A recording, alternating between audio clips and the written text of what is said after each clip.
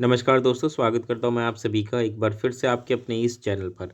इस वीडियो में आज हम पढ़ने वाले हैं EVS class fourth chapter number 19, जिसका नाम है जड़ों का जाल।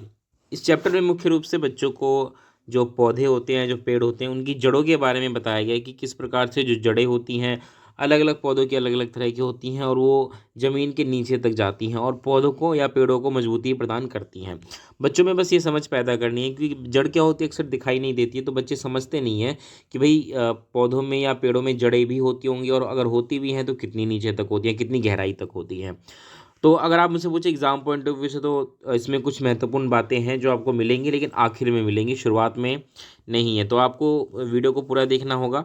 चलिए वीडियो की शुरुआत करते हैं। इसमें शुरुआत होती है अब्दुल नाम के बच्चे से। अब्दुल छुट्टी का दिन है और वो अपने अब्बू के साथ बगीचे में उसकी पेड़ पौधे की देखभाल कर रहा है।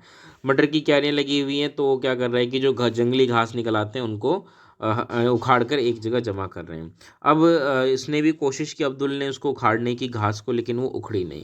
फिर उसके पिताजी ने समझाया कि जो घास की जो जड़ें होती हैं बहुत मजबूत होती हैं और उसको उखाड़ने के लिए तुम्हें खुरपी का इस्तेमाल करना पड़ेगा। अब ये बात अब्दुल को समझ नहीं आई कि घास का पौधा इतना छोटा है फिर भी आसानी से नहीं निकल पा रहा है, तो ऐसा क्यों हुआ।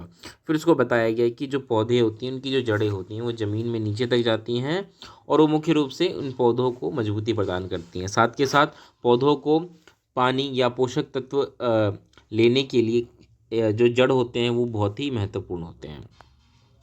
ठीक है। अब उसको कुछ मूलियाँ भी उखाड़नी थी। अब्दुल को याद आया कि सलाद के लिए मूलियाँ निकालनी हैं, तो मूलियाँ उखाड़ने लगा। इतने में तेज़ बारिश आ गई, आंधी आ गई। उसने मूलियों को उठाया और अपना घर की तरफ चल दिया। जब घर में पहुंचा तो देखा आंगन में नीम का जो पेड़ है उसकी एक टहनी टूट कर गिर गई।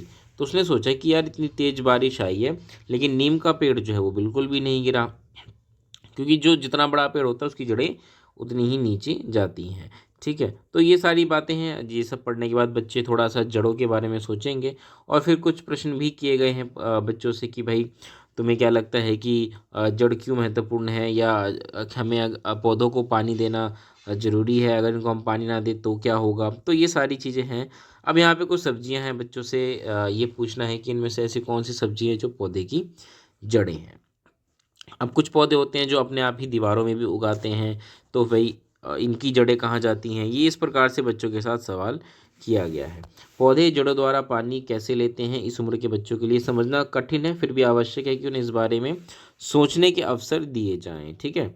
अब यहाँ पे इसी प्रकार से जब अब्दुल रास्ते मतलब अपने घर की तरफ आ रहा, तो रास्ते में उसने देखा कि एक बहुत बड़ा पेड़ गिरा हुआ है। और जब उसने देखा इस पेड़ का, जैसे तस्वीर भी देखी है, तो जब उसने इस पेड़ को देखा तो उसको जड़ें दिखाई दी कि ये जड़ें इसकी कितनी गहराई तक जाती हैं। ठीक है। उसके आंगन में भी इसी प्रकार से एक पेड़ है, लेकिन उसकी जड़ें उसको नहीं दिखती हैं। ठीक है, क्योंकि ये ज़मीन के नीचे होती हैं। कुछ जड़ें ऐसी होती हैं जो कि बाहर भी निकल आती है। मतलब आपने अगर बरगद का पेड़ देखा हो तो उसमें क्या होता है, लटकन सी होती है, और लटकन असल में क्या होती है, इसकी जड़ें होती हैं। ठीक है। और वो टहनियों से निकलती है और बढ़ते बढ़ते ज़मीन के नीचे चली जाती हैं, और ये क्या करती हैं, ये बरगद के पेड़ को मजबूती प्रदान करती हैं। ठीक है। पेड़ काटने के खिलाफ कानून है, हम सभी को पता है। सड़क पर बिजली के खंभों के पास इतना लंबा घना पेड़ था कि बल्ब की रोशनी भी नहीं आ रही थी, इसलिए लोगों को उसकी छटाई की जरूरत हुई। ऐसा करने के लिए भी लोगों को इलाके के सरकारी दफ्तर से लिखित मंजूरी लेनी पड़ी। जी हाँ, पेड़ काटने के खिलाफ कानून है, आप अपनी मर्जी से कोई भी पेड़ नहीं काट सकते। तो आप देख सकते हैं तस्वीरें, ये बरगद का पेड़ है जिसकी जड़ें जो होती हैं वो बाहर तक होती है, टहनियों से नीचे लटक रही होती हैं। ठीक है। अब यहाँ पे छोटी सी एक्टिविटी है जिसमें कि बच्चों को कुछ दाने जैसे कि मूंग, गेहूँ, बाजरा, सरसों, इनके दाने लिए लेने को कहा गया। कुछ रुई लेने को कही गई है, रबड़ बैंड, ये सब चीज़ें।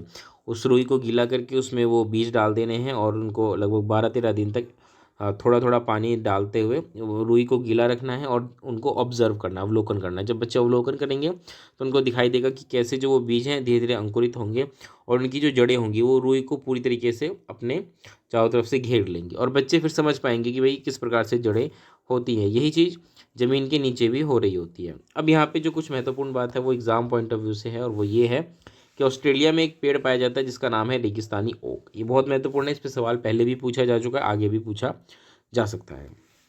इसकी ऊंचाई तुम्हारी क्लास की दीवार की लगभग होती है, मतलब 10 फीट, मान लीजिए 10-12 फीट, है ना। और पत्तियां बहुत ही कम। अंदाजा लगाओ कि इसकी जड़ें जमीन में कितनी गहराई तक जाती होंगी। अगर हम इसी प्रकार के 30 पेड़ जमीन पर लाइन से लिटा दें, उस पेड़ तक, उस लंबाई तक जमीन में गहरी जाती है इस पेड़ की जड़ें। तो आप देखिए कि लगभग जितनी 30 पेड़ होंगे ना, 30 पेड़ों की लंबाई होगी, उतनी ही गहराई तक इसकी जड़ें जाती हैं। और ये इसलिए इतनी जाती हैं ताकि उनको पानी मिल जाए। तो इसकी जड़ें इतनी गहराई तक जाती हैं जब तक कि पानी तक ना पहुंच जाए। यह पानी पेड़ के तने में जमा होता रहता है। उस इलाके में रहने वाले लोग ये बात जानते थे।